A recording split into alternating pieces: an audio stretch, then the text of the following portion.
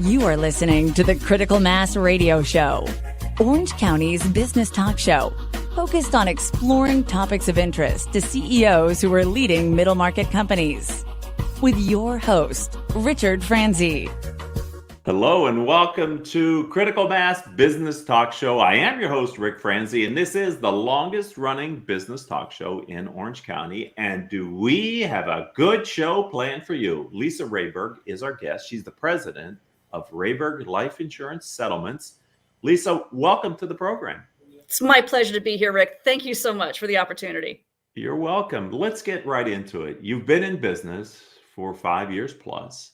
Take us back to that time before you started your business, but what was the original motivation for you to start your business? There are 500,000 seniors a year who will lapse their life insurance policies. And right there is the motivation. They don't want the policy anymore. They don't need the policy anymore. And they just don't know there's another option. And we are that other option. So that was a huge passion of mine, a huge focus. And the other part of it, which is really important as well, is that I have been in the insurance industry 30 years, working with insurance agents and financial advisors for all that time.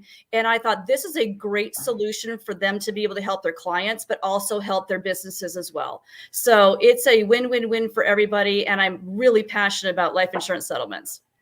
And we're going to get into what that means in a little bit. But before we get there, I'm wondering, as your business when did you truly believe that you had a business that was going to thrive? Well, I think like many business owners, I never believed that it couldn't, you know what I'm saying? Like positive attitude going in, because I know how to market. I know how to work with these insurance agents and financial advisors that we work with across the country. I know how to work with them because I've been doing it for so long. And I've built businesses and I've built divisions for corporations, just not for myself. So from that perspective, obviously very positive going into it, but you are right. At some point in time, you get this feeling like, okay, well, this is going to work. So probably about the 2-year mark, as business kept growing and growing and growing, it was like, okay, this is going to be able to sustain me for decades to come. And that's why I ask all entrepreneurs who have started something these kind of questions. And our listeners know that this is where I like to start with you all, because I think it's the hardest thing to do in business is to create a business from nothing. Right. The industry, the market didn't know you existed, doesn't understand maybe what you're doing. And so there's a lot of early energy that entrepreneurs have to put in their business. And so you're another testament to that. You got to go for at least 2 years in your case, and longer for others, before you really look at this thing and go, yeah, I think I've got something that I can scale. So Thank you for sharing your experience, Lisa. I'm sure, though, over the 5 years that you've been in business, you've had some serious challenges to your business. And I'm just wondering, so this is the other side of that equation, which is even after maybe you feel like you've got something that you can count on that can thrive, there can be externalities that might put the business at risk. Was there ever a time over those 5 years where you got worried about the basic premise of your business? I wasn't worried about the basic premise of my business, but we all have something that keeps us up at night, right? Yes. So for me, it's a function of just continuing to stretch myself, because I was in corporate for a long time. You and I had that conversation prior, and you're comfortable, right? And now it's okay, I'm doing this for myself, which is fine, but I have to learn new tricks. I have to learn to do things differently. I never would have done a podcast or webcast or been on this type of show on corporate. So where my focus is marketing, continuing to innovate, at the same time, continuing to do a great job taking care of clients and financial advisors. So it's juggling all that and being able to do everything well. So that's what keeps me up at night. Is continuing to innovate and continuing to do new things that I may not be comfortable with, and to try them. Did COVID in any way cause you to have to pivot in the business, or to come up with another amount of creativity to continue to grow your firm? I think that anyone who says that COVID did not impact their business is probably not accurate. Sure, COVID, here's the good news. COVID did not stop my business. It did make some people kind of rethink, do I really want to sell my life insurance policy now? That was a fair question, but it did not stop my business. I actually had a really good year last year, but what it did do is cause me to pivot to, okay, instead of going face to face and doing a lot of public speaking, which I do, how do I do this remotely? And how is that all going to work? And here's good news, bad news. My reach was a lot further. Like, I just did a presentation to a group of elder law attorneys in Massachusetts, which I never would have been able to do, pre-COVID, but I could during COVID. The bad news in that is, as you know, there's not as many people on Zoom calls or on Zoom presentations, and focus can be a little bit, more difficult for attendees on those types of venues. But the bottom line here is my reach was a lot better. So that's why I went a lot more online, posting a lot more on LinkedIn, just trying to develop and kind of change going online and redoing things remotely versus being in person. That's a great answer, and one that I want to reinforce, because I look for teachable moments, transferable knowledge. I believe in peer learning, and others' experiences are guides for us in many ways.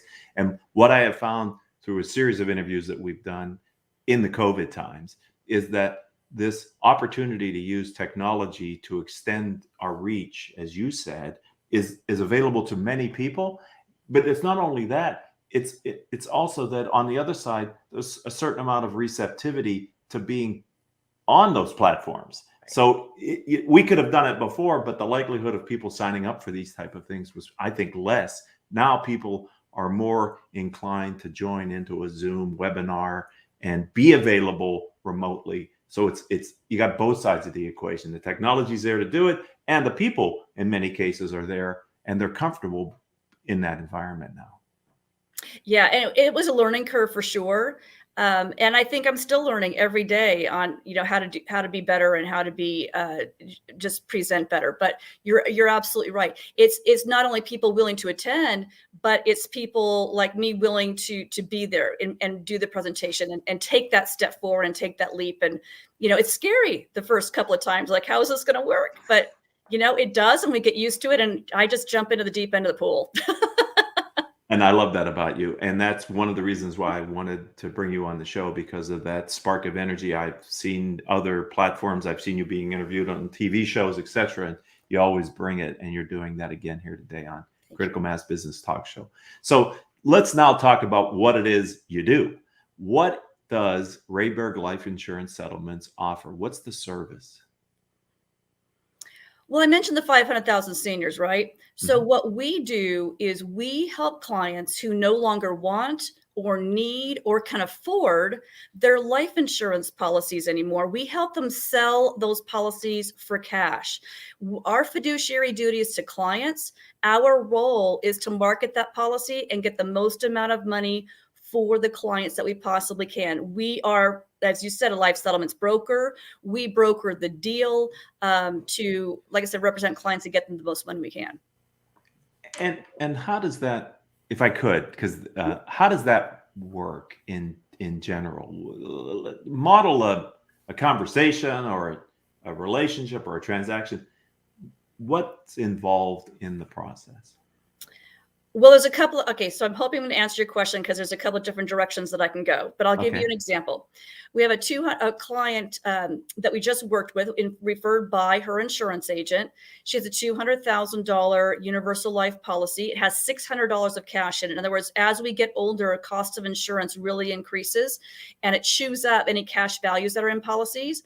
And so she had $600 of cash left. Had she surrendered that to the insurance company, she would have received $600. She did not have the money to continue to put more money in this policy. It was going to be very expensive. She just cashed a check for $95,000. So that is an example. By the way, the opening offer on that policy was $20,000. So that's an example of what we do and how it benefits clients. We are very much like a real estate transaction. So life insurance policies are assets that clients own, that anybody owns, like your car, like your house. And as an asset, you can sell that for cash. So the investor groups who purchase these policies will pay cash today. They will take over the policy as the owner. They'll pay the premiums, and they will be the beneficiary. They're not doing it out of the goodness of their own heart, right? right? But we need them to make our market go. So they give cash, they receive their investment later on. Okay, and you talked about, I think, a whole life. Does this work for term insurance as well? It does. There's no type of policy that cannot be sold.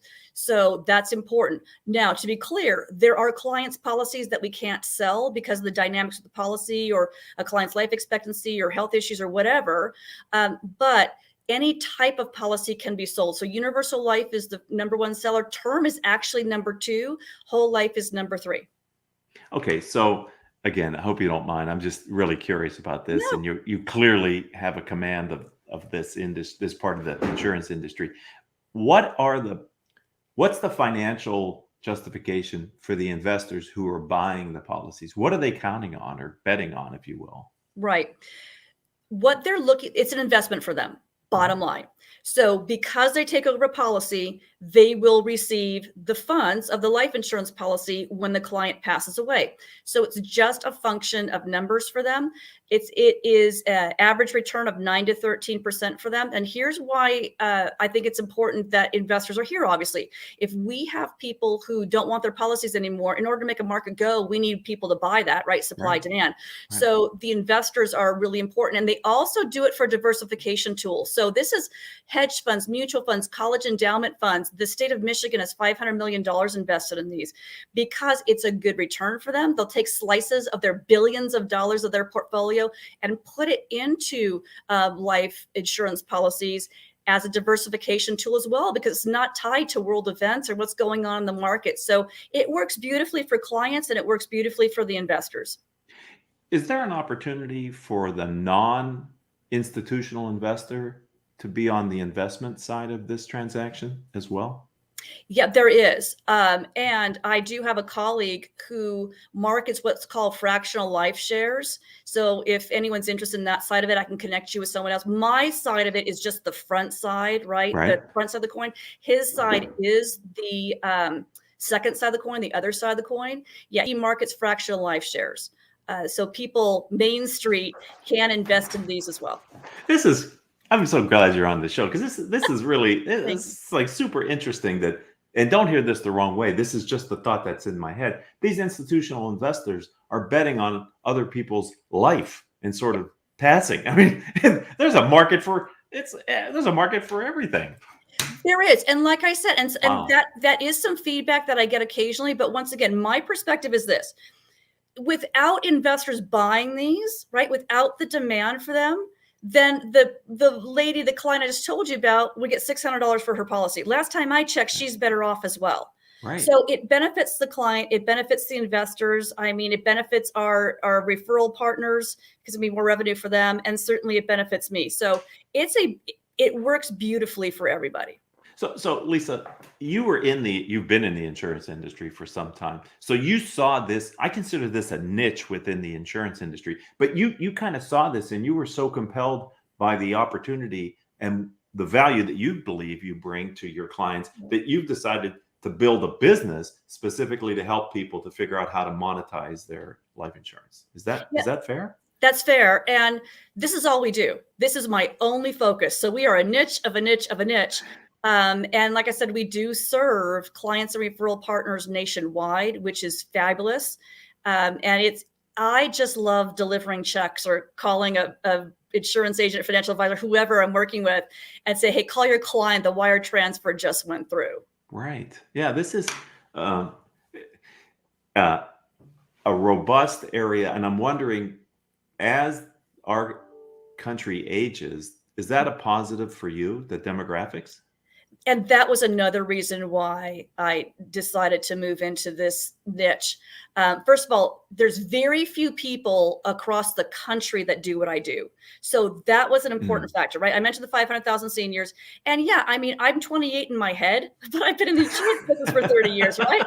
So I'm getting older. The advisors I've worked with forever are getting older. Their client bases are getting older. Like, we're all getting older. And the senior population, you and I both know, is set to explode in the next 10 years. So this market is going to do nothing but grow. And like I said, when I looked at who is in this world, there are very few people that solely focus on life settlements like me. So there's not a lot of people doing what I do. Once again, as a complete focus. And it's just a wonderful feeling to, like I said, to help clients. So it's a win-win-win all over the place. So if I had we have another teachable moment here for entrepreneurs who are looking maybe to craft a business. I don't know that I have all the boxes checked or even listed, but one, do you have a passion for what you're doing? Check that box. Two, do you have an understanding of the market forces that are behind it? In other words, do you have the relationships, et cetera, to be able to capitalize on as you scale your business? Check that. Do you have positive demographics and things working to help you? Yes. Is it a overly saturated supply market where you're going to be banging your heads with a ton of competitors? And no. Okay, good. Check. So it's like I'm going down a list of things that an early stage entrepreneur should look at before they just rush into starting a business. And it's like, you've checked all the boxes you've talked about them. I'm just writing down what you kind of said, Lisa. So that from a market research perspective, as an entrepreneur, you've done a fantastic job finding a niche within a niche, as you say. And I appreciate that. And I think the other thing that was an advantage is because I'd been in the insurance business for so long, I had developed relationships with insurance agents and financial advisors. So I could go out to them immediately and say, hey, it's me. And I have this service. Now, grant you, it didn't take off right off the bat because this is not a good solution for everybody, and it shouldn't be. And it's not a good solution every day. This is not going to come up every day inside an insurance agent's or financial advisors or whoever's advisor's regular business. This is a once a year, twice a year type of situation. So it did take a while to grow, obviously. But the great thing is, once again, I had those relationships built up. I'm working with agents now, seriously, that I have not talked to in 25, 30 years since I was their Blue Cross rep. And that is just so fun. Right. Okay. We're talking with Lisa Rehburg. I wanted to dig into her business model and her niche because I find it fascinating, as I do most of our guests, but she's a great spokesperson for it as well. You have been in the insurance industry for some time, by your own admission. I'm wondering if, as you look at the insurance industry, kind of the bigger picture, how has it changed over time? Oh, it's become more inclusive. Thank goodness. I mean, thank goodness. Much more inclusive, much more diverse. And I'm very proud of the industry for that because it needed to be. We are better together, right? We are better. Diverse people coming together is important. Different perspectives are important. And I think that's made the industry better. I can give you stories from when I first started, but we don't want to do that.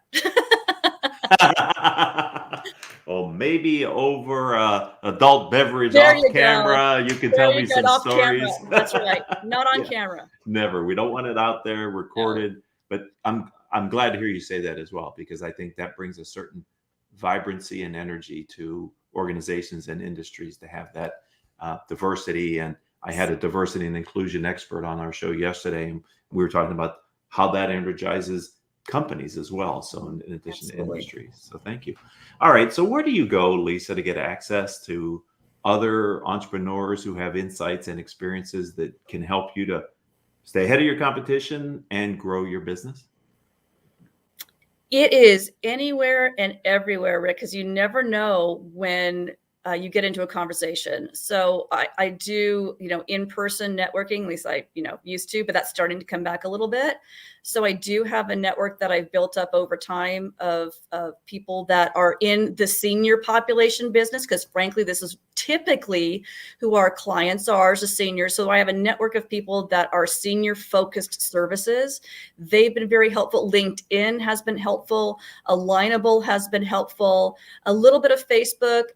So it's anywhere and everywhere. And every conversation I have, even if it's with a referral partner, a potential referral partner, can be a good learning experience to pick up new tips. You just never know where conversations go. So if someone connects with me on LinkedIn and says, hey, Lisa, do you mind if we connect for a 5 or 10 minute conversation just to introduce each other?